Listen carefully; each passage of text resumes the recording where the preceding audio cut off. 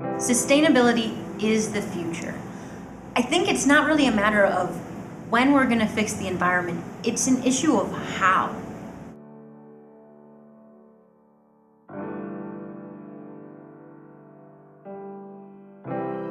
One of the major concerns of a non-sustainable environment is linked to climate change. And I think at the very least, our standard of living will be negatively impacted by climate change. I think at the very worst, the continued existence of the human species could be in question.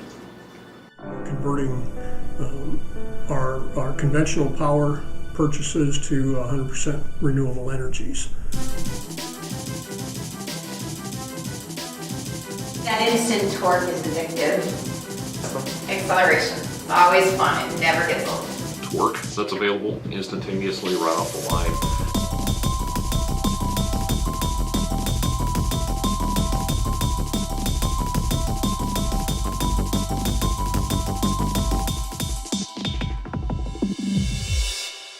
A few years ago, a group of citizens in Normal were asked to put together a sustainability plan for the whole community.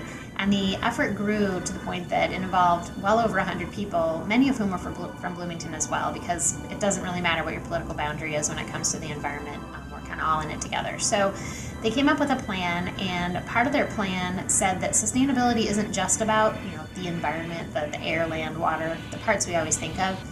Having a sustainable community is also about being economically sustainable and having a strong cultural and spiritual aspect to our community. I think in order for electric vehicles to be more mainstream, or even fuel cell technology, you need the infrastructure. You're going to need basically charging stations or stations where people can actually take their discharged battery and get a charged battery back. I think one of what will have to occur is that there's going to have to be an increased battery capacity. You're going to travel a greater number of miles between charges.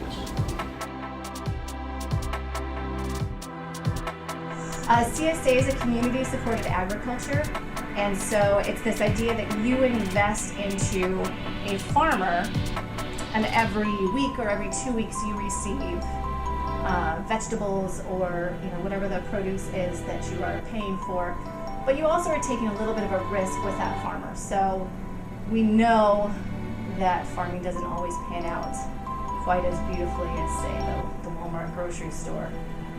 So you are taking that risk with them, but you're also investing in knowing how your food is being grown.